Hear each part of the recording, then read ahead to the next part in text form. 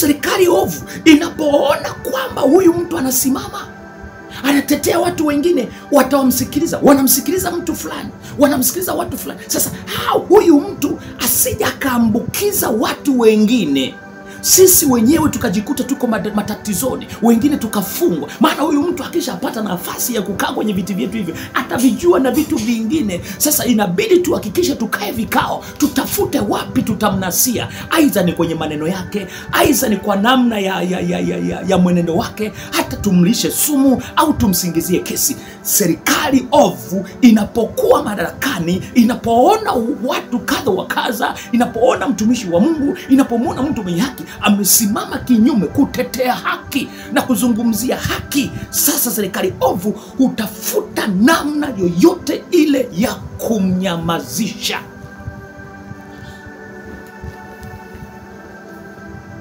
Hii ndiyo mbinu kuu ya serikali ovu, ndiyo iliyokuwa inatumiwa kipindi hicho utawala wa Kirumi. Kwa hao Mafarisayo wakatafuta mbinu, watamnasia wapi? Hivyo basi tuangalie basi hata katika taifa letu la Tanzania hili, wangapi leo wameuawa kwa sababu ya haki katika taifa la Tanzania, taifa ambalo lilikuwa halina hatia ya damu ya mtu ambaye hana hatia. Lakini leo tunao history ya taifa hili katika tawala hizi za hivi karibuni. Tumekuwa sisi hapa, au mimi mwenyewe nimekuwa bila kuona history ya watu kuuawa katika mazingira kama haya. Kama mtu tu amekamatwa, ametekwa, alikuwa anasema vitu fulani viwili vitatu, amekamatwa. Lakini leo katika taifa letu la Tanzania lina history ya watu kutekwa na kuuawa, lakini sababu inajulikana hata katika hilo taifa, hata katika viongozi, hata katika vyombo vya habari. Watu wote wanajua kwa sababu huyu alisimama kinyume labda na serikali fulani, labda na mtu fulani, amekamatwa, ametekwa, ameuawa.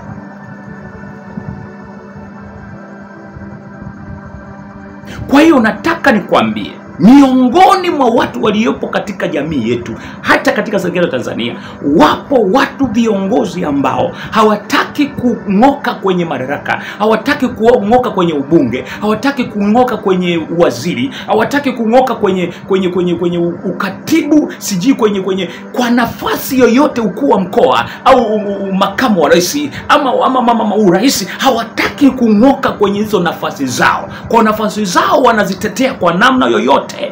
Katika mataifa yote katika nyakati hizi, watu wako tayari kutetea kwa ajili ya damu ya mtu mwingine mwagike isiyokuwa na hatia, ili washikilie hizo nafasi. So tunapoona watu wanatekwa, kuna watu wanatetea nafasi zao. Sasa kutekwa ama kutokutekwa, huyu mtu anaweza tu asitekwe, lakini akasingiziwa kesi, akapandikiziwa kesi, ili mradi tu huyu mtu wamuadabishe, ili mradi tu huyu mtu wamchoshe, ili mradi tu huyu mtu wamuue, ili mradi tu huyu mtu wamnyamazishe. Sasa nakuuliza swali, kwa mfano kama serikali yetu hii ya Tanzania, hivi ni kweli kabisa hili taifa haliwajui watu wasiojulikana? Ikiwa kabisa taifa zima hili lote na uwezo wake wa teknolojia na nini, watu wasiojulikana kweli wasijulikane kwenye taifa? Maana yake ni kweli haipo, hakunaga watu wasiojulikana.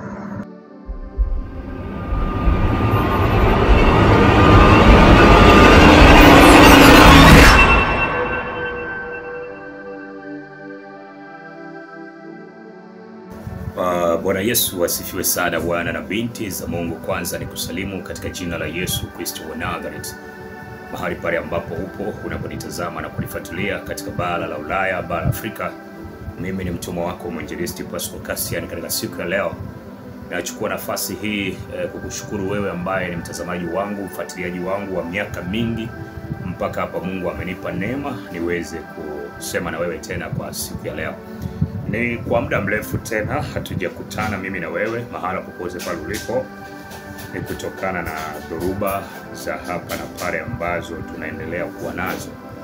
Kwa nichukue nafasi hii kusema pole ambaye umeendelea kunifuatilia kwa njia ya mahubiri, lakini ubarikiwe wewe ambaye ni rafiki yangu, kwa sababu nimekuwa na miongoni mwa watu ambao nafuatiliwa na magrupu kadha wa kadha. Miongoni mwa magrupu ambao wanafuatilia katika huduma yangu hii, mmoja wapo ni wale watu ambao wanafuatilia nyimbo, kipawa ambacho Mungu ameniachilia. Wapo ambao ni group la watu ambao wananifuatilia kwa njia ya uimbaji peke yake, ambao nimetoka nao mwanzo kabisa kabla kipawa kingine cha kuhubiri sijakizirisha ndani yangu na kukiruhusu kifanye kazi. Kwa hiyo wapo ambao wanaonifuatilia kwa njia ya uimbaji peke yake, na ndio wanaobarikiwa zaidi kuanzia miaka hiyo ambapo tumetokea katika mashindano ya Bongo Sasa muziki wa kiulimwengu mpaka hapa nimekuja kuegemea huku katika wito wangu ambao Kristo alionichagua ningali mko tumboni mwa mama yangu. Lakini katika grupu hilo ukiondoka hapo, kuna grupu ambalo linanifuatilia kwa njia ya mahubiri peke yake, ambalo hili limejikita pia katika upande wa injili, mahubiri, ambalo lenyewe ukishaweka mahubiri basi ndio wanaona hapa ndipo inatakiwa kustart. Kwa hiyo kuna magrupu mawili ambayo yamegawanyika katika watu wafuasi ambao wananifuatilia. Kuna wale wanafuatilia nyimbo tu, kuna wale ambao wanafuatilia mahubiri ambayo Mungu kipawa amenipa cha uchambuzi wa maandiko matakatifu na kukosoa baadhi ya walimu na wachungaji ama wainjilisti na waimbaji, baadhi ambao wanapotoa maandiko, kama Paulo anavyozungumza katika nyakati za mwisho kwamba kutakuwepo na nyakati za mwisho kwamba kutakuwepo na watu watakao yapotoa maandiko. Hayo maandiko ambayo yalisomwa na nabii Isaya, yalisomwa na Yesu, yalifundishwa na mitume, basi itafika wakati watu watayapotoa maandiko. Kwa hiyo ni kweli tumeona. Lakini pia kuna grupu la tatu ambalo katika ufuasi wangu wapo ambao wanafuatilia katika section zote. Wao wanafuatilia nyimbo, watakula, wanafuatilia mahubiri. Yani hao wako kwenye grupu jingine ambao wako conclusion. Wao wanakula chakula chote katika vipawa ambavyo Mungu ameviachilia kwao. Kwa hiyo niseme Mungu awabariki sana. Kwa hiyo ndio maana kwa wakati huu nimeachilia nyimbo kadha wa kadha mfululizo, lakini nichukue nafasi kusema kwamba kabla tujaendelea, tufunike macho yetu tupate kuomba sasa. Ninakushukuru Mungu kwa neema yako ya pekee ambayo umenipa mimi na mtazamaji wangu. Umenitumia kama chombo nyakati zote na hata sasa. Jina lako likapate kuinuliwa. Majira haya Bwana, ninapohitaji kujifunza na watu wako, basi nitumie tena kama chombo, ukatubariki na kutufundisha katika jina la Yesu. Amen. Basi leo nilikuwa natamani nikuhabarishe tu kwamba ninataka niongelee kitu kimoja. Niko katika mazingira magumu, niko kwenye changamoto ambayo kwenye taifa hili la Tanzania ni miongoni mwa watumishi ambao nimejisacrifice kwa ajili ya kazi ya Mungu, kusimama katika kweli ya Biblia. Na watu wote ambao wamesimama katika wito huu nilionao lazima watapita kwenye changamoto, kwa sababu huwezi kuwa salama katika mazingira ya ulimwengu katika taifa hili pia. Kwa kupitia wito huu ambao nimekuwa nao, hususan katika nyakati hizi na kipindi hiki, nikizungumzia kuanzia mwezi umeanza kuanzia kwenye tarehe 22, wakati ambapo nimeachilia 24 nilipoachilia tu ule wimbo wa mtawafunga wangapi. Nadhani ndipo adui alikuwa amesimama amengojea majira ya kuweza kunipambanisha, yani au kuniadabisha au kunihakikisha kwamba anapata sababu ili aniondoe uhai wangu katika hii dunia. Na nimeelezea kwa ufupi, lakini nitakuja kwa wakati mzuri, nitaweka wazi mambo yanayoendelea. Wapo viongozi wakubwa ambao wametengeneza mazingira ya kuhakikisha kwamba wananiondoa katika ulimwengu. Nikizungumza viongozi, wapo kwenye sekta mbili. Wapo viongozi wa kiserikali pia, lakini pia wapo viongozi, baadhi yao wa viongozi wa kidini. Nikizungumza hivyo, maana yake lazima upate kuelewa kwenye section mbili. Na hizi trip na hizi trick nimezielewa na nimezisoma, na kila kitu kiko mikononi mwangu, wameshanifikishia, vyote viko mikononi mwangu. Kwa hiyo wanasubiri wakati na majira ili kile walichokikusudia kuhusu kuondoa uhai wangu uweze kukamilika. Lakini nachotaka nikwambie kitu kimoja, Mungu wetu hajawahi kulala wala kusinzia wala kuchoka. Tunamwamini Mungu katika nyakati zote, yeye ndiye huwa anatupigania. Adui anapojipanga kumuondoa mtumishi wa Mungu katika uso wa dunia hii kwa sababu ya ule ukweli, basi Mungu na yeye kama Mungu hajafikisha muda wake wa kuruhusu huo wakati, Mungu huaga kubali huo wakati utokee. Najua kuna nyakati nyingi ambazo zimetokea, Mungu ameendelea kuniokoa. Na ninaamini katika wakati huu Mungu bado atajidhihirisha ikiwa bado yuko katika enzi, akiona kwamba duniani Cassian bado ana jukumu la kulifanya. Ninaamini hivyo. Kwa hiyo ndiyo changamoto nilionayo katika mazingira ambayo nilionayo sasa hivi. Tayari statement zote zimeshawekwa tayari kwa ajili ya kuhakikisha kwamba kuna mipenyo imetengenezwa, kuna sura imetengenezwa, namna gani na mkakati huo mpaka Cassian anaondoka katika uso wa ulimwengu huu.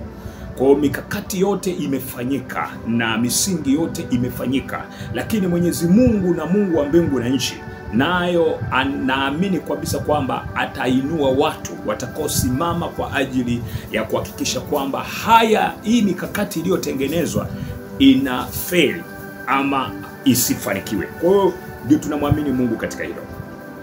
Kwa kuna kila kitu wamesha seti, kila kitu wameshakitengeneza na kiko kwenye tayari, wameshanijulisha na 1 2 3 njia watakaoitumia, na mimi nimeshaisoma, nimeielewa, kwa kuhakikisha kwamba wanazuia namna gani ya watu kupokea kweli, namna gani, kwa jinsi gani ninavyosimama. Najua ninafuatiliwa na watu wengi duniani, nafuatiliwa na wachungaji, nafuatiliwa na maaskofu, nafuatiliwa na mapadri, nafuatiliwa na mashehe, nafuatiliwa na makasisi mbalimbali, viongozi wote wa kiulimwengu nafuatiliwa nao duniani, lakini pia hata viongozi wa serikali wengine wenye nia njema katika taifa letu la Tanzania, na wao pia wananifuatilia. Kwa hiyo nichukulie nafasi hii, wala sina wasiwasi. Ninapenda tu kusema Mungu ni mwaminifu, atatuvusha katika nyakati zote. Sasa ninataka nichukue nafasi hii leo, nataka nikufundishe kitu kimoja ambacho unatakiwa kukijua ni nini ambacho basi kinaendelea. Nataka nikufundishe mbinu ya serikali ovu, ambavyo serikali ovu inavyoweza kumuua mtu yeyote anayepingana na taratibu zake za uovu. Nataka nikufundishe mbinu ya serikali ovu inavyoweza kutumia skills ama njia ya kumuondoa yule anayepingana nayo, asiyekubaliana na misingi na mifumo serikali hiyo inavyotaka kuiendesha katika taifa. Kwa nataka nikufundishe kitu kimoja hiki ambacho kilitumiwa na serikali ovu iliyokuwepo kipindi hicho, kipindi cha Yesu. Kwa serikali ovu ilikuwepo kipindi cha Yesu, Yesu aliikuta. Kwa tunajifunza kulikuwa na serikali ovu. Sasa mbinu hizo hizo ambazo shetani huzitumia katika tawala mbalimbali zilizo ovu, tawala za kishetani, tawala za kimabavu, tawala zisizokuwa za haki. Kwa hiyo nataka nikuonyeshe ni mbinu gani ambazo huwa inatumia serikali ovu kuwaondoa watu wenye haki, kuwamaliza watu wenye haki, kuwanyamazisha watu wenye haki. Kwa hiyo serikali ovu inatumia mbinu nyingi ili kumuondoa mwenye haki, asitetee wengine, asiwaamshe wengine, asiwaambukize wengine. Kwa serikali ovu huwa ina mbinu zake, huwa ina mikakati yake ya kuwaondoa na kuwanyamazisha ama kuwatesa ama kuwaua kabisa watu wanaotetea haki katika taifa. Ikiwa tu hii ni serikali ovu, akasimama mwenye haki anayekataa kwenda sawasawa na matakwa ya serikali hiyo ovu, akatokea mtu, akatokea askofu, akatokea mtu mwingine yeyote yule katika jamii, akasimama kinyume kuzungumza ukweli miongoni mwa watu ambao kwenye serikali hiyo ovu watakaoweza kumsikiliza, hii serikali ovu itahakikisha inatafuta kila mbinu ili imuondoe ama imnyamazishe ama imfunge, ifanye chochote kile. Nisikilize vizuri sasa. Nataka kuonyesha mbinu ya kwanza ambayo huwa inatumika. Na mbinu hizo tutaenda kuzichambua na kuziona katika serikali kadha wa kadha. Hata katika serikali yetu hii utakuja kugundua, ili uelewe ni serikali ovu ama ni serikali njema. Wewe mwenyewe sasa utaanza kuelewa katika kukuonyesha hiki kitu ambacho kinatumika na serikali ovu. Sikiliza vizuri. Katika kitabu cha katika kitabu cha Mathayo 22 na ule mstari wa 15. Katika kitabu cha Mathayo 22 mstari wa 15, Biblia inasema, kisha Mafarisayo wakaenda zao, wakashauriana jinsi ya kumkamata Yesu. Nisikilize vizuri. Hii Mafarisayo wanaozungumzwa hapa ni viongozi wa dini. Katika utawala wa Kirumi wa miaka hiyo, ulikuwa ni utawala ambao ulikuwa unasimama katika sekta mbili. Ulitawala katika dini na ulitawala katika siasa ya kijamii. Kwa hiyo hapa tunazungumza Mafarisayo wa kale walikuwa wanatawala. Utawala huu wa Kirumi ulikuwa unatawala dunia na unatawala katika mambo ya kiroho. Utawala huu wa Kirumi. Sasa hawa ni viongozi ambao walikuwa wanahusika pia katika mambo ya kiroho na ya kijamii. Kwa hiyo ndio maana nataka nikuonyeshe hapa katika mstari wa 15. Biblia inasema, kisha Mafarisayo wakaenda zao, wakashauriana jinsi ya kumnasa Yesu.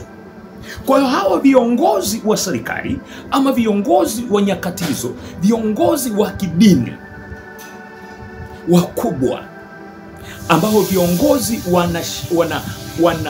wanahusiana na serikali ya kijamii. Sasa hapa maandiko matakatifu yanaeleza kwamba wakaitana, umeelewa vizuri, wakakaa kikao ili wafanye nini? Basi wapange mikakati. Kisha Mafarisayo wakaenda zao, wakashauriana, manake wakaenda kuweka kikao. Kilikuwa kikao cha kuhakikisha kwamba tunafanya nini ili kumnasa Yesu. Tunafanya nini? Huyu mtu huyu anasimama na kufundisha kinyume nasi. Anafunua vitu vyetu tulivyovikusudia kuvifanya, watu waelewe maisha yetu tunayotaka tuwaingizie watu yaliyo kinyume kwa faida zetu. Sasa huyu amekuja kuwafunulia, amekuja kuwafungua. Mwisho wa siku sasa hawa watu hawatatuelewa. Katika taifa hili watajikuta hawa watu wameanza kutuona sisi wabaya na mipango yetu itaferi. Kwa hiyo hawa viongozi wa nyakati hizo katika serikali hiyo, katika utawala wa kidini na utawala wa kijamii, serikali za kawaida ya kidunia, wakaenda kushiriki, wakakaa kikao. Wakaanza kujihoji, huyu mtu anatupasua kichwa. Huyu mtu anatuharibia mipango yetu katika nchi yetu. Katika utawala huu mipango yetu inaharibika kwa sababu ya huyu Yesu. Amekuja anawafunulia watu ukweli uliojificha, anawapa watu wazi uliojificha. Huyu mtu sio mtu mzuri. Njooni tukae baraza mikakati, tuweke mikakati namna gani ya kumweka mikononi. Unajua kwa nini ilifika hatua mpaka wanasema tukae kikao tukamkamate tumnase? Huyu mtu mwenye haki alikuwa anazungumza vitu hata wao wenyewe wanakosa namna gani ya kumnasa. Wanakosa. Maana kila kitu alichokuwa nakizungumza Yesu kilikuwa kinakuwa fakta, kilikuwa ni kitu chenye haki. Na wao walikuwa wanajua kabisa. Unajua mtu muovu mwenye dhamira mbaya katika maisha ya watu wengine, yani anaweza akafanya jambo yeye mwenyewe ndani ya moyo wake anajisikia hatia. Huyu kiongozi anaona kabisa kwamba kuwatendea hivi wananchi wa hali ya chini ama wanamna fulani katika kitengo fulani kwa sababu ya nafasi yangu sio sawa, lakini kwa sababu ya hila iliyoko ndani yake, kwa sababu ya tamaa ya utawala, tamaa ya pesa, yuko tayari kufanya hivyo vitendo vibaya kwa mtu mwingine. Yuko tayari kumwagisha damu ya mtu mwingine isiyokuwa na hatia ili kusudi yeye nia yake ikamilike. Lakini moyo wake una dhamira kabisa kwamba nikitendacho hiki mbele za mtu huyu sio sawa. Kwa lazima upate kuelewa hapo kwamba hata kile kipindi cha Mafarisayo, viongozi hawa walikuwa wanaona kabisa katika serikali zao, wanaona kabisa katika utawala wao kwamba huyu anachokifundisha ni cha kweli. Na kisheria tukianza kutafuta namna ya kumnasa tunakosa. Sababu ya kumnasa haipo. Anazungumza kweli kutokana na mfumo ulivyo wa maisha yetu. Anazungumza haki. Tunatafuta njia gani sasa ya kumnasa? Kwa hiyo walikuwa wameshindwa kuona namna gani ya kumnasa Yesu. Kwa ndio maana ilibidi waitane viongozi hawa, wakae kikao, wapange. Ndio maana nataka nikuambie kwamba kwenye maisha yetu tulionayo hapa, wewe unaweza ukadhani kwamba nafasi ambayo ulionayo unasimama na kusaidia watu. Lakini kuna watu wengine hiyo nafasi ulionayo wanakasirika. Wema unaoweza kuutenda kwa watu wengine. Kuna wengine unapowatendea watu wema wale unawasaidia, wengine hao watu wanataka wabaki kwenye shida ili waendelee kutimiza matakwa yao. Sasa ngoja nikupe mfano mmoja. Kwa mfano unapozungumzia swala la HIV.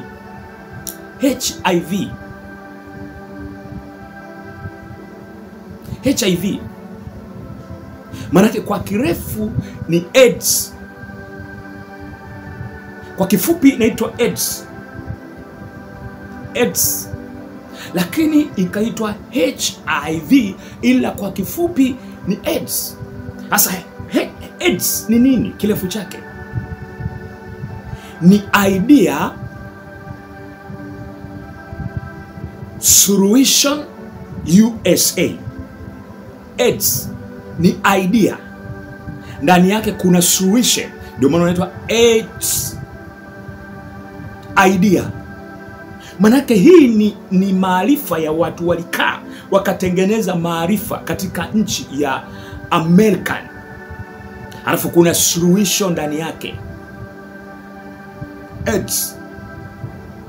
Ukiangalia mle ndani, maana yake ndani yake ni idea ambayo watu wamekaa wakatengeneza ugonjwa ambao ni mpango wa watu wa mwenye hila ili kupata pesa. Na ndio maana leo akitokea mtu mwenye matibabu ya ugonjwa wa ukimwi, huyo mtu atatafutwa, atauawa. Tena watakaoweza kumuua ni wale wenye mataifa makubwa ya Marekani. Wakisikia hata Mtanzania hapa anatibia ukimwi sasa hivi, nakwambia hiyo nchi, huyo mtu au hiyo nchi itavamiwa, au huyo mtu atatafutwa kwa namna yoyote, atauawa. Mimi nataka nikwambie, nikupe mfano. Wakati unaona ule mfano wa pale Loliondo, yule mzee kweli kama angelikuwa ametumwa na Mungu na akawa anaponya katika uhalisia, asingekuwa muongo. Angalia kilichotokea Tanzania hii na Afrika. Yule mzee kwa dakika chache alitrendi dunia Afrika hapa. Watu walikuwa wanatoka Afrika, nchi tofauti wanakuja Tanzania hapa, wanakwenda Loliondo. Kwa sababu huyu mzee alikuwa ametumia trick ya kusema yeye anaponya kwa kikombe cha babu. Hata viongozi wa serikali walikwenda na viongozi wengine wa dini na walichanganyikiwa wakaenda kule. Lakini Mungu tu alizuia hii situation. Ule uponyaji wa Loliondo haukuwa harisi. Vipi Mungu kama asingeweka mkono wake kwa yule mzee? Hasa hivi nataka nikwambie, asingekuepo mchungaji ukamweleza juu ya yule mzee, wote wangekuwa wanajua huyu ni nabii wa Bwana. Isingekuwa mkono wa Bwana kuzuia kwa yule mzee wa Loliondo, kuweka mkono wake Mungu kwamba huyu ni nabii wa uongo, huyu ni shetani. Angalia taifa lote zima na Amerika yote, kule Afrika yote walikuwa wamekusanyika, watu wanawatoa watu hospitali kuwapeleka Loliondo kwa babu wakanywe kikombe cha babu. Fununu zinaongeleka kwamba hata mheshimiwa aliyekuepo kwenye madaraka hayo na yeye alienda kule miaka hiyo, alienda kule kwa Loliondo. Ndio fununu zinavyoonyesha.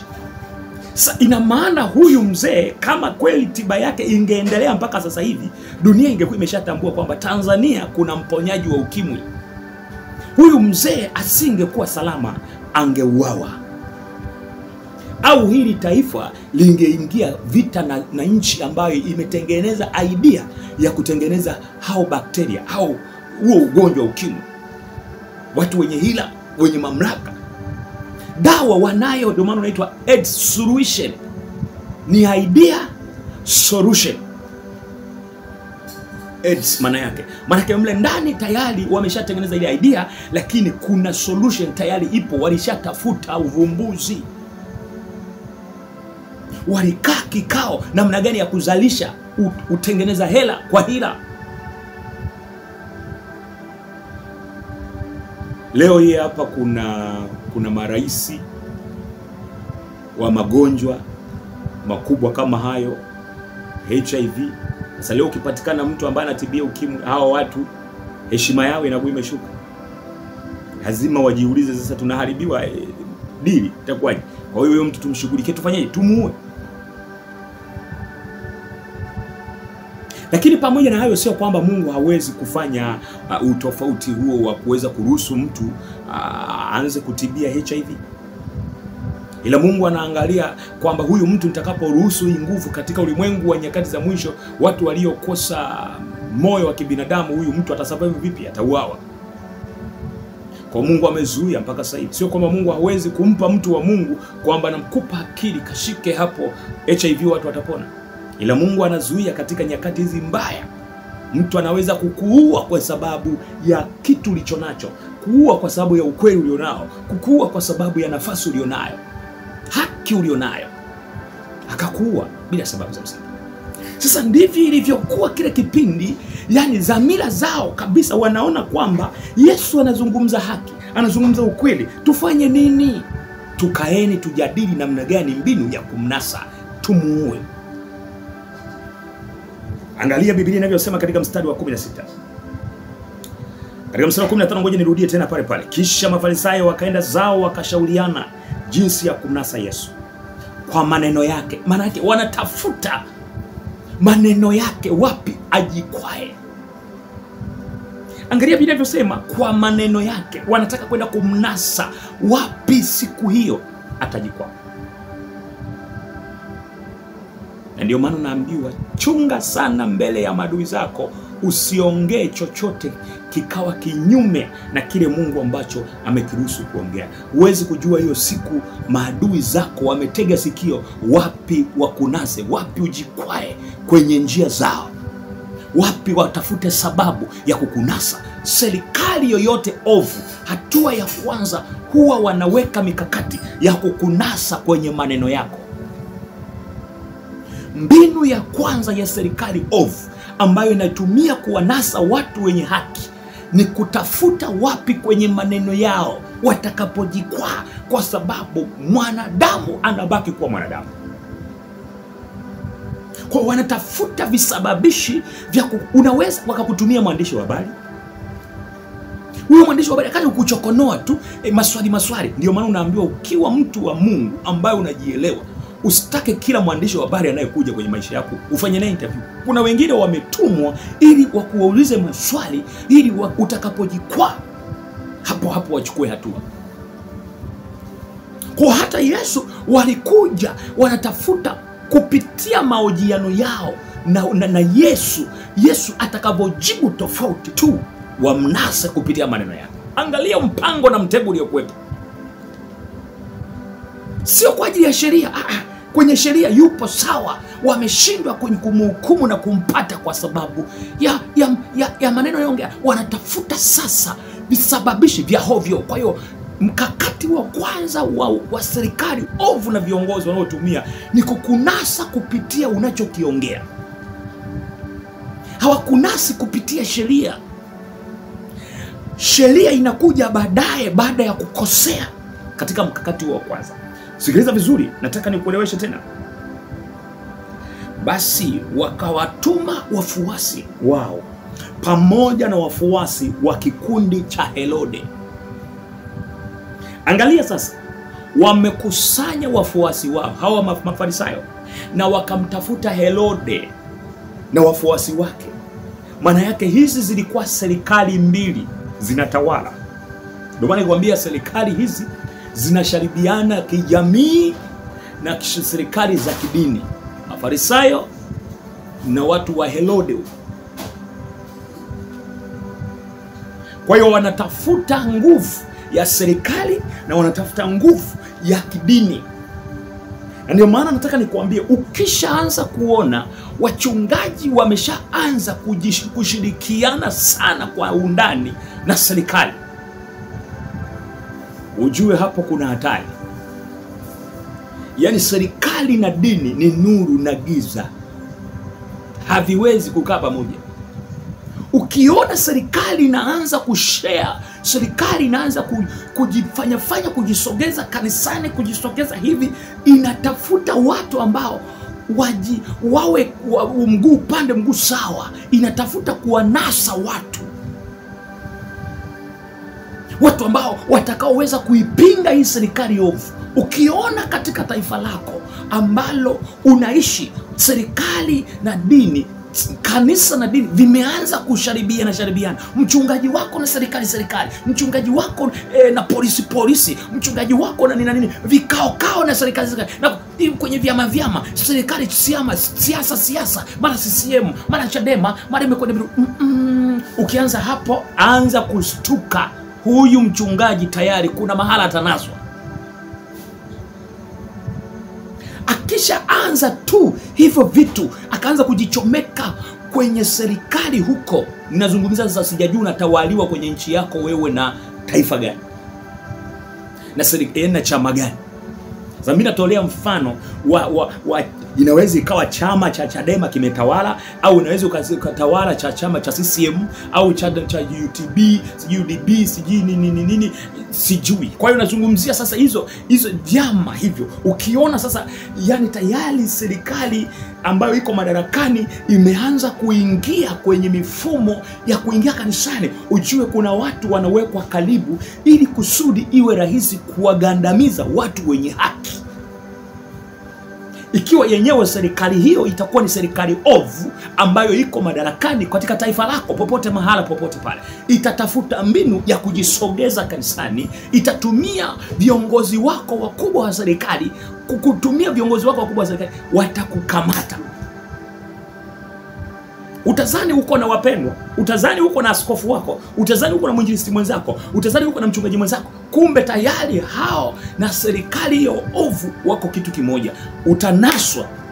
Watasubiri tu unapiga story, unazani unapiga story na mchungaji wako mwenzio, unapiga story na mwinjilisti mwenzio, unapiga story na mwimbaji mwenzio, kumbe hilo ni pandikizi. Ndio maana hao walichukua watu wa kiserikali, walichukua watu wa kidini, wakaungana pamoja. Wakaenda wapi sasa? Wakaenda kwa Yesu. Sikiliza vile ninavyosema. Wakawatuma wafuasi wao pamoja na wafuasi wa kikundi cha Herode. Wakamuuliza, "Mwalimu, tunajua," sikiliza sasa mtego huo, "Mwalimu, tunajua kwamba wewe ni mtu mwaminifu. Tunajua wewe ni mwaminifu." Kumbe wanajua sheria ya nchi anaitunza, haikosei, yeye ni mwaminifu. Wanayajua hayo. Sasa wanatafuta tu mbinu namna gani ya kumnasa Yesu. Sikiliza vizuri. Tunajua kwamba wewe ni mtu mwaminifu na kwamba wafundisha njia ya Mungu. Yaani wewe unafundisha, unakemea uovu, unakemea mabaya, wanaouawa katika taifa ovu, katika serikali ovu, katika utawala ovu. Sikiliza, sio kwamba ni wabaya, sio kwamba hawatii sheria, hawafati sheria, wanafata sheria, lakini wanakataa uovu, wanakataa sheria ovu. Lakini hiyo serikali, kwa sababu ina mipango yake, inapoona huyu mtu anasimamia haki, wanatafuta mbinu ya kumwadabisha kwa njia ovu nyingine tu. Kwa hiyo hawa walikuwa wanajua, "Mwalimu, tunajua kwamba wewe ni mtu mwaminifu." Kwa lugha nyingine tunajua kwamba wewe unasimamia haki. Kwa lugha nyingine unajua kabisa wewe unakemea uovu. Wewe unataka haki itendeke katika taifa hili. Tunajua kabisa ninyi mnaosimama hapo, ni kweli mnasimamia haki. Lakini kwa sababu sisi tuko madarakani, tutakula wapi? Kwa sababu sisi ndio tumeshika upanga na tuna mengi tumeyaficha huku, msije mkatawala hapa mkajua mambo yetu tunayoyafanya. Tunajua kabisa wewe tukukupatia nafasi hii hapa, kwenye hii nafasi kuna mambo mengi utatufunga, tumeshafunika mambo mengi. Kwa hiyo haturuhusu uweze kuwafungua macho, hatukupi nafasi, tutakugandamiza mpaka mwisho. Kwa hiyo walijua kabisa kwamba sisi tunachokifanya hiki ni haramu. Kwa Yesu wanatafuta namna gani ya kumuua au kutokumpa nafasi ya kukubalika hata kwenye mabaraza yao. Maana masokoni alikuwa anazungumziwa yeye, ukienda sijui msikitini anazungumziwa yeye, ukienda sijui makanisani anazungumziwa yeye, ukienda sijui mjini alikuwa anazungumziwa. Haki yake anawafungua watu. Sasa viongozi wenye hila katika taifa hilo, Yesu wanaona huyu anataka kutupatia shida. Ndio wanajua kabisa kwamba hapa tulipo kwenyewe, hapa tumefika kwa kuungaunga, kwa kuua watu. Tumefika kwenye taifa hili, tumeliongoza taifa hili mpaka hapa tulipo ni kwa kuua watu. Sasa hapa tukimpa nafasi huyu mtu atakuja kuvumbua mambo yetu mengine. Wengine tutaishia jela, wengine tutajigundulika jinsi ambavyo tumetoa kafara, tumeua watu wengine, ndio maana tuko hapa wengine. Yani ndivyo hivyo, wanatetea zile nafasi kwa sababu nyingi za msingi. Kwa hiyo hata hao Mafarisayo walikuwa wanajua kwamba huyu tukimpa nafasi tumekwisha. Maana anazungumza vitu vyetu, mwisho wa siku atasema na vitu vya kwetu bahazalani, tutapigwa mawe. Kwa hiyo ndio maana wasema, mwalimu, tunajua kwamba wewe ni mtu wa mwaminifu na kwamba wafundisha njia ya Mungu kwa uaminifu. Humuogopi mtu yeyote, maana cheo cha mtu si kitu kwako. Angalia huo mtego. Angalia mtego. Angalia mtego. Angalia unapokuja. Mwalimu, tunajua unafundisha vitu vyenye haki, na tunajua unafundisha vitu vya Mungu, vitu vyenye haki. Unasimamia haki kila sehemu, kila kitu unasema. Usimuonee mwenzako, mpe haki mwenzako, usimdhulumu, usiibe kula, usifanye hivi. Hai unayafundisha ni mambo ya kimungu, ni mambo ya haki. Lakini sisi tunajua wewe humuogopagi mtu. Tunajua kwako rahisi si chochote. Si chochote. Si chochote kabisa kwako. Si chochote. Kikwete wewe kwako si chochote. Rais Samia wewe kwako si chochote. Rais Magufuli kwako si chochote. Rais nani huyu? Rais Trump kwako sio chochote. Tunajua kabisa wewe umuogopi hata Obama. Tunajua wewe uogopaji kiongozi yoyote wa ngazi za juu. Tunajua kwa sababu wewe ni mtu ambaye huogopagi, lakini wewe ni mwaminifu sana, ni mtu mwenye haki, unasimama, huogopagi chochote, na huogopagi waziri, huogopagi polisi, huogopagi AGP, huogopagi mbunge, huogopagi mkuu wa mkoa, huogopagi chochote. Tunajua. Angalia, ni swali lenye mtego kisaikolojia. Sikiliza vizuri. Uogopaki mtu yeyote, maana cheo cha mtu maana cheo cha mtu si kitu kwako. Maana rais kwako si kitu. Yani wanatafuta sababu ya kumlazimisha kwamba awe adui rais, awe adui mbunge, awe, yani wanatafuta, wakati maandiko yanasema tafuteni kuishi na amani na watu wote, huko ndiko kumcha Bwana. Lakini wanataka kumlazimisha asiwe na amani na maraisi, asiwe na amani, yani awadharau. Lakini maandiko yanasema heshimuni wanaowaongoza.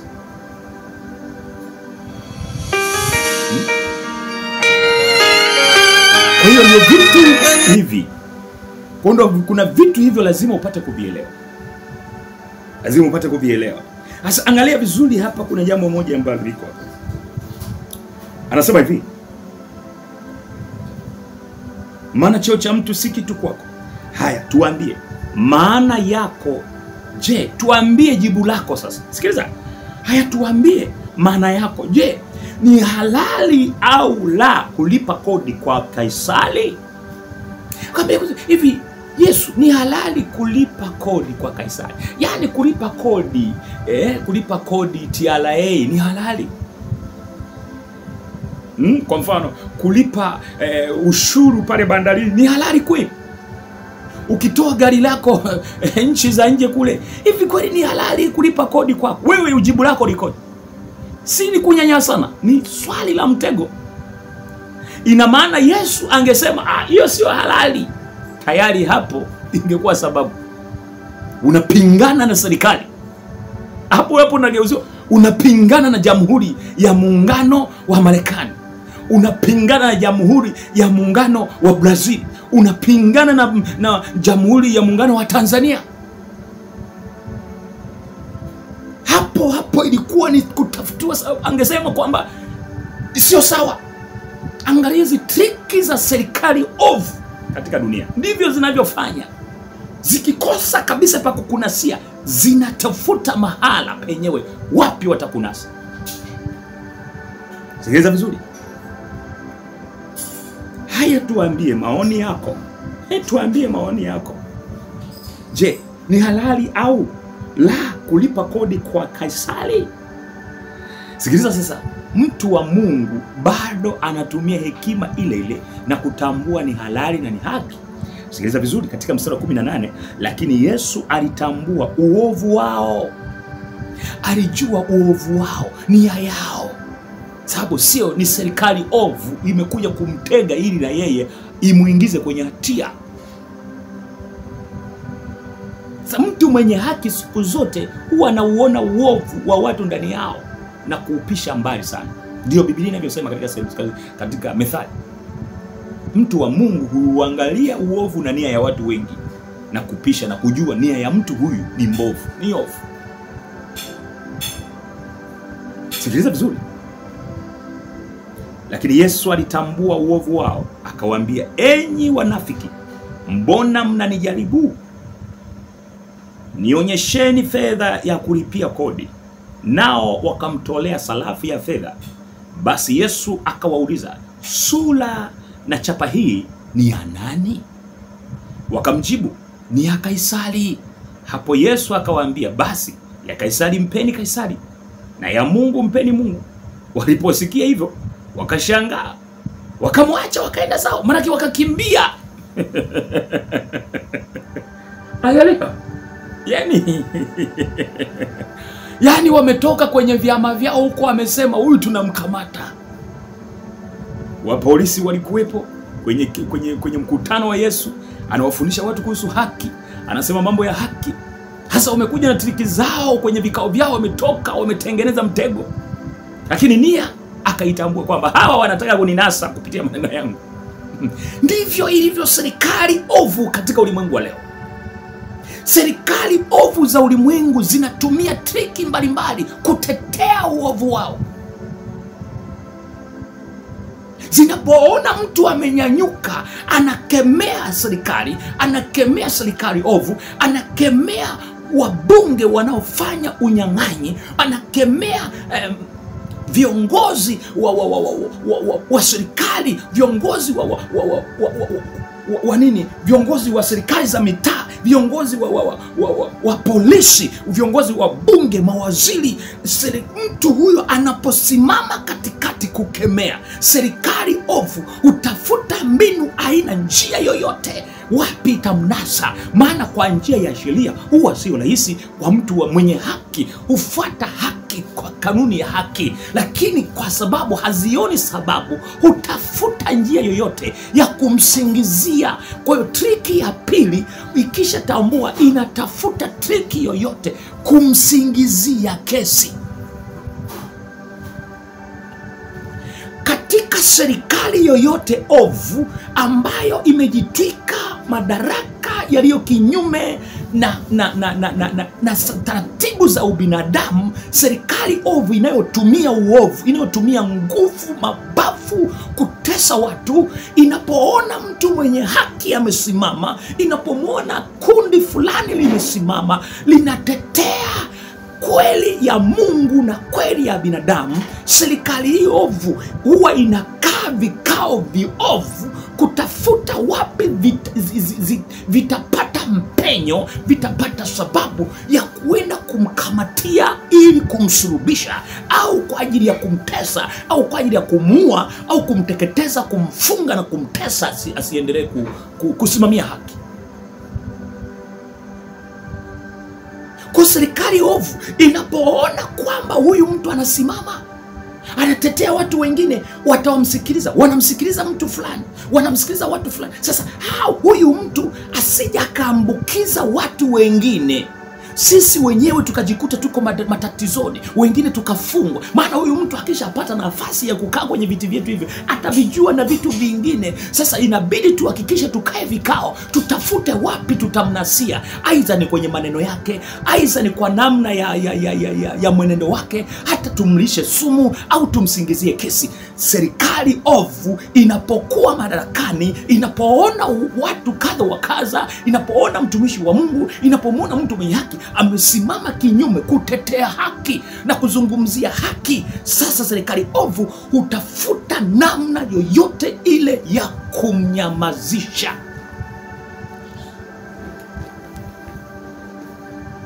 Hii ndiyo mbinu kuu ya serikali ovu, ndiyo iliyokuwa inatumiwa kipindi hicho utawala wa Kirumi kwa hao Mafarisayo. Wakatafuta mbinu, watamnasia wapi?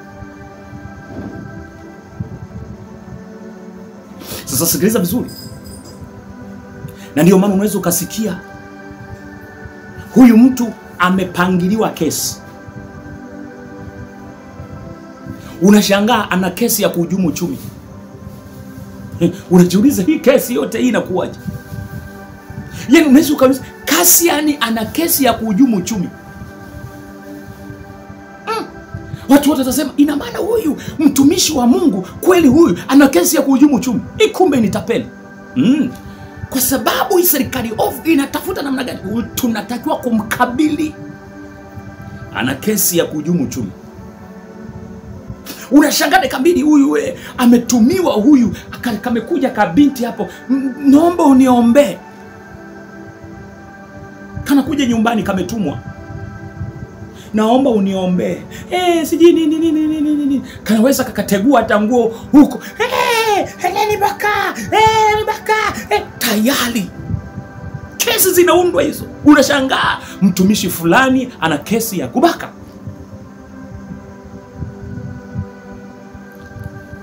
Hizi ni harakati za serikali ovu inapokuwa madarakani. Watu wenye haki wanasingiziwa kila aina ya kesi. Tena kesi hizo zinaweza zikainuka. Unashangaa kuna kesi ya kubaka, una kesi ya unyanyasaji wa ngono, una kesi sijui ya kufanya nini, una kesi. Nataka nikupe mfano. Katika mataifa makubwa ya Ulaya, watu wote wanaokataa uovu, ninaweza ukaangalia kama Michael Jackson. Michael Jackson alitaka kujinyofoa katika msingi wa kutumikia shetani, na aleje kufunua siri za uovu ambazo zinaendeshwa na dunia hii, kichama cha Freemasonic. Wakati anajiandaa kwenda kuweka wazi kwenye tamasha lake la mwisho, alijiandaa kwa nguvu. Yani aliandaa vizuri. Sasa wakagundua, wakajua huyu anataka kwenda kutuharibia maisha yetu.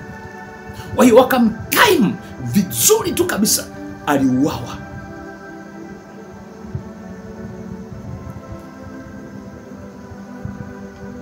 Tumwangalie mtu mmoja, R. Kelly. R. Kelly leo ni mwanamuziki ambaye amefanya vizuri Marekani miaka na miaka. Lakini kwa sababu alikuwa na watu fulani ambao yuko nao kwenye mavyama haya ya kuendesha dunia, yanayocontrol dunia, R. Kelly, kwa sababu R. Kelly ameshindwa kukubaliana na mwenendo wa misingi ya uovu, anaamua kusimama na Mungu wake, amalize maisha yake, maana ameanza kuzeeka. Sasa anaona kwamba nitaishi haya maisha mpaka lini? Nifanye nini? Mpango, anataka kujikataa. Kinachotokea ni nini? anaanza kusingiziwa kesi ya kwanza, mara na kesi hii atasomewa hii kesi. Anapoanza kuonekana kwenda kushtakiwa mahakamani, utashangaa mtu anaenda kushtakiwa kwanza, kuna mwingine ameandaliwa kule, na wewe utakuja na kesi nyingine. Akisha ashtakiwa kesi ya kwanza, wakati anasomewa, na wewe njoo shtaki. Na wewe ukishamaliza huyu wa pili, mtakapoisikia hiyo kesi na kesi nyingine, muongezeni ile nyingine. Haya ndiyo maisha ya serikali ovu inavyoendesha mifumo yake ya kuwatesa watu wa Mungu. Mungu atusaidie katika maisha ya ulimwengu huu. Kwa hiyo wewe ambaye unanitazama hapo, tumeona katika mataifa mbalimbali watu wote ambao wanasimamia haki, hawapendi mambo mabaya katika mataifa, wanatetea watu wengine. Tumeona jinsi ambao wanasingiziwa kesi, wanafia jela. Na kukumbusha kwa mtu mmoja anaitwa Mandela.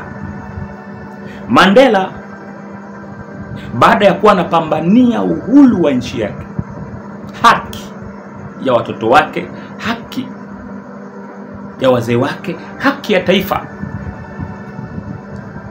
kwa sababu ya hao watu walikuwa wanashikilia hizo haki, makaburu, ili mlazimu Mandela akaishi gerezani. Kwa hiyo ule ukweli alizushiwa kesi. Kwa hiyo njia ambayo ya serikali ovu iliyokuwa ya kaburu, ilibidi wamweke ndani. Na ndio triki za serikali ovu zinavyofanya kazi. Haya, twende kwa Gaddafi. Gaddafi anaonekana anajali haki ya wananchi wake, anatetea wananchi wake. Lakini nini kilitokea?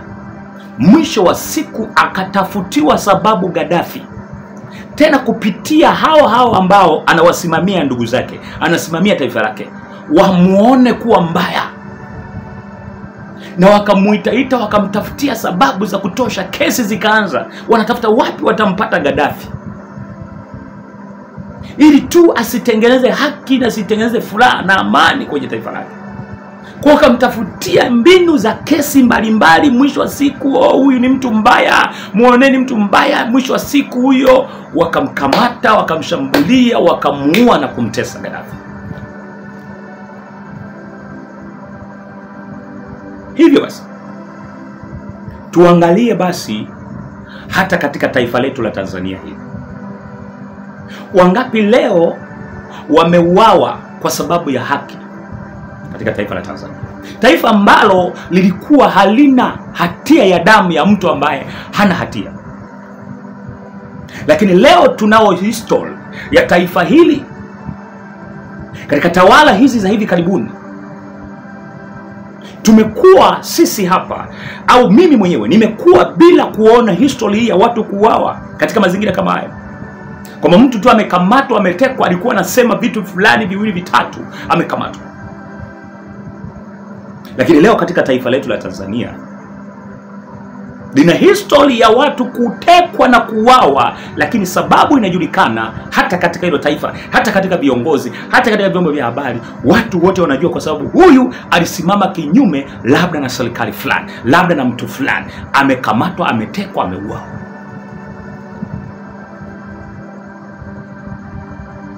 Kwa hiyo nataka nikwambie, miongoni mwa watu waliopo katika jamii yetu, hata katika serikali ya Tanzania, wapo watu viongozi ambao hawataki kung'oka kwenye madaraka, hawataki kung'oka kwenye ubunge, hawataki kung'oka kwenye uwaziri, hawataki kung'oka kwenye ukatibu, siji kwa nafasi yoyote, ukuu wa mkoa au makamu wa rais ama urais, hawataki kung'oka kwenye hizo nafasi zao. Kwa nafasi zao wanazitetea kwa namna yoyote. Katika mataifa yote katika nyakati hizi, watu wako tayari kutetea kwa ajili ya damu ya mtu mwingine mwagike isiyokuwa na hatia, ili washikilie hizo nafasi. So tunapoona watu wanatekwa, kuna watu wanatetea nafasi zao. Sasa kutekwa ama kutokutekwa, huyu mtu anaweza tu asitekwe, lakini akasingiziwa kesi akapandikiziwa kesi, ili mradi tu huyu mtu wamwadabishe, ili mradi tu huyu mtu wamchoshe, ili mradi tu huyu mtu wamuue, ili mradi tu huyu mtu wamnyamazishe. Sasa nakuuliza swali, kwa mfano kama serikali yetu hii ya Tanzania, hivi ni kweli kabisa hili taifa haliwajui watu wasiojulikana? Ikiwa kabisa taifa zima hili lote na uwezo wake wa teknolojia na nini, watu wasiojulikana kweli wasijulikane kwenye taifa? Maana yake ni kweli haipo, hakunaga watu wasiojulikana.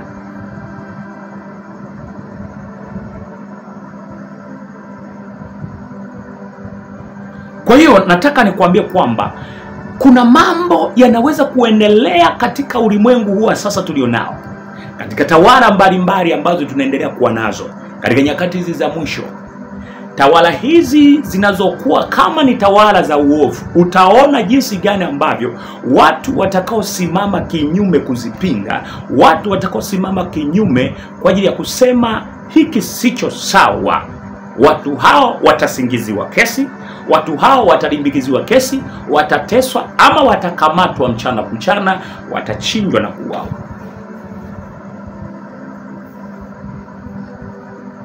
Ndio unachokiona hapa leo hii hapa. Mimi muda sio mrefu nitakwambia ninazo kesi zipatazo 3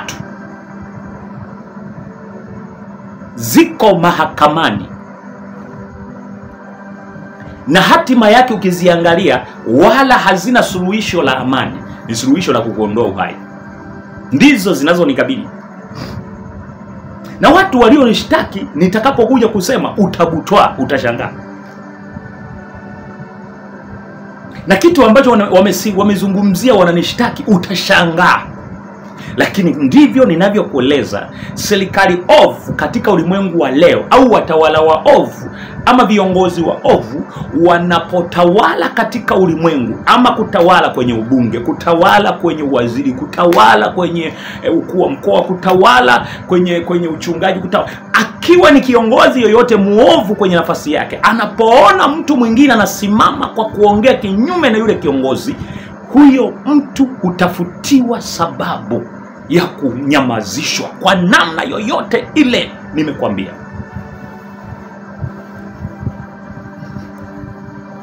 ataitwa mwasi, ataitwa mhujumu uchumi, ataitwa anatukana, ataitwa kila aina ya majina.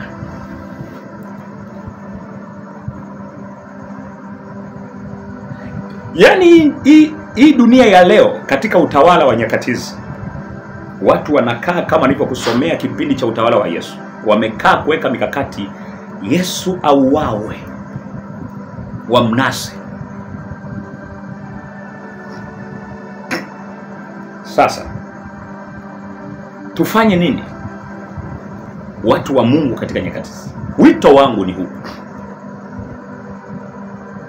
kuna suluhisho la kuogopa kuuawa. Mambo mawili ambayo Yesu alituachia, kwamba mtakamatwa, mtasingiziwa kesi. Yesu alipokuwa anazungumzia namna ya nyakati za mwisho, tawala za ulimwengu wa nyakati za mwisho zitawaadhabisha watu ambao wasiokuwa na hatia, watu wa kiroho na watu ambao wasio wa kiroho, ambao tu wamesimama kwenye haki. Ndio maana neno la Mungu linasema mtakamatwa na kuwekwa magerezani. Watu watakaosimama kwenye haki watawekwa gerezani, wachungaji na wasio wachungaji. Yesu alisema katika nyakati hizi, katika tawala zilizo ovu, zitawashikilia, zitawatengenezea maovu, yani kesi, watafia jela, watateswa, watauawa. Hii ndiyo dunia ya mwisho. Kila sehemu kwenye taifa ovu damu inanukia. Damu inanuka kila mahali. Nichukue nafasi hii kusema Mungu atuokoe katika kila hila ya mwovu shetani, sisi ambao tumesimama kuitetea haki. Mungu atusaidie. Mungu atupiganie, atufiche katika mbawa zake. Tumeona hapo kuna padri ametekwa, kuna mwingine adhebu siji anaitwa nani, na yeye huyu ametekwa sasa hivi haijulikani alipo. Wapo wengine siji kuna kina saa 8, hao ndio hawajulikani na wenyewe wameshaga potelea tu kwa hewani, haijulikani. Kwa hama mambo yanatokea. Nikatawala mbalimbali habari za viongozi ambao sio sahihi katika taifa. Na wanapoyatenda haya wanayatenda kimya kimya ili kusudi kuendelea kushikilia nyadhifa zao. Na kwa sababu umeshika madaraka, na sometime unakuta wanachezea mchezo kwa sababu nguvu ya dola wanayo, nguvu ya polisi wanayo. Kwa hiyo unajikuta yani hawawezi kuelezea ule ukweli. Hiki wanaweza kusema hiki wanaweza kusema hiki, wakakanusha hiki, wakasema hivi. Yani wakuchezesha tu mchezo, si wenyewe ndio wanaweza kukupepeta hivi, si ndio wako wenyewe ndio nini, wewe ndio nini. Kuchezesha tu mchezo, utafanya nini? Kwa hiyo ndio mifumo hii ya serikali ovu ilikuwepo toka kipindi cha Yesu. Lazima uelewe mifumo yake ni ya kuwatesa watu wanaosimama kinyume na wao, ni ya kuwapatia kesi mbalimbali. Leo hii hapa Pididi yuko jela. Leo hii hapa sijui nani Arakeri yuko jela. Sijui wakina nani wamesingiziwa makesi, mara ya ubakaji, mara ya nini. Hata mtu yeyote katika taifa hili atakaposimama kusimamia haki atatengenezewa kesi. Na wewe utakapokuwa umejiandaa kuanza kusimamia haki ya Kristo, ya Mungu mwenyewe mwenye haki katika dunia hii, tarajia haya yote yanaweza kutokea kwenye maisha yako. Lakini nataka nikuambie, ukiogopa hautakuwa umefanya kile ambacho Mungu amekupa nafasi hiyo. Hiyo nafasi umepewa, tetea nafasi hiyo, paza sauti. Niwaalike wa viongozi wa dini, msiogope kupiga kelele kwa sababu kuna watu hawatendewi haki. Na wa viongozi wa dini mmeambiwa kuihubiri haki. Kama viongozi wa dini mko kwenye nafasi hizo amuihubiri haki, na mnaona haki inapindishwa, mmenyamaza, mtajibu mbele za Mungu. Chukua nafasi kusema Mungu akubariki. Takie neema, ombea watu wanaosimama katika haki. Wako kwenye wakati mgumu, lakini pia endelea kuniombea kwa sababu nipo katika wakati mgumu, wakati wa kuwindwa. Mikakati, mifumo imeshatengenezwa kuondolewa katika uso wa dunia, lakini Mungu ni mwaminifu, atanitetea. Endelea kuniombea, lakini ukitaka kuungana nami katika utumishi huu kwa njia namba hizi ambazo unazoziona zinapita hapo, tumia sadaka yako, tusimame wote kumtumikia Kristo katika jina la Yesu Kristo. Amen. Asante sana.